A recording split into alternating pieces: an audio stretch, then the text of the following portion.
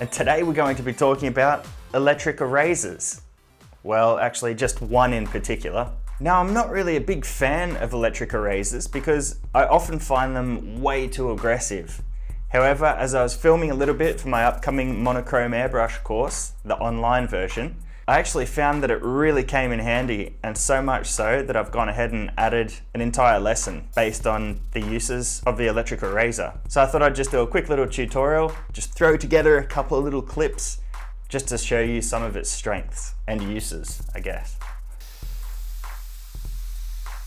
Now here I'm just working on the nose part of the tutorial, getting enough of the underpainting down so that I have sufficient paint to create textures with.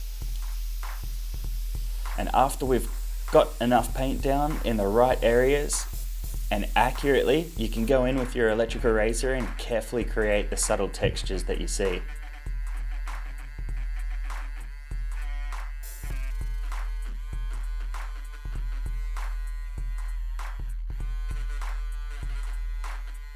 Now, some of the textures are created by dabbing the eraser onto the work surface, while other times you can work the eraser in our figure 8 motion.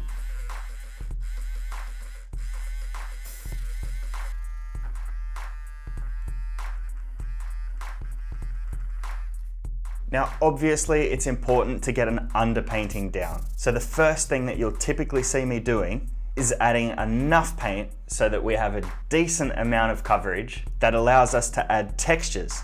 However, too much coverage and you're going to find that the textures are far too obvious. So there's a fine line between how much paint to lay down and when to create your textures.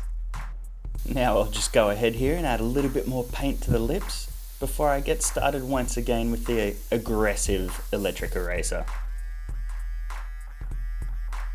I'm just making small little tiny line strokes just to create the small little lines that I see there in the lips.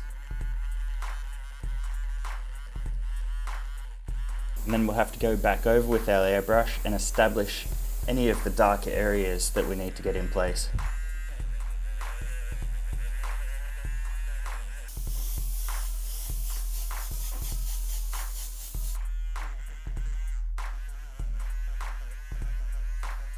And here I'm just getting right in there, right in close with the electric eraser to create those nice thick skin textures that I see here in the cheek.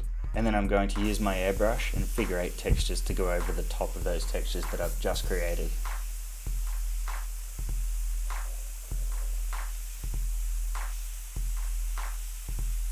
Now, certain areas are going to require a couple of different layers of textures. For the skin in this image, I first created my underpainting, then I went ahead and used the electric eraser to create the lighter textures. However, they still didn't look pronounced enough, so I went ahead and I added a little bit of our figure 8 texture using my airbrush and a bit of paint.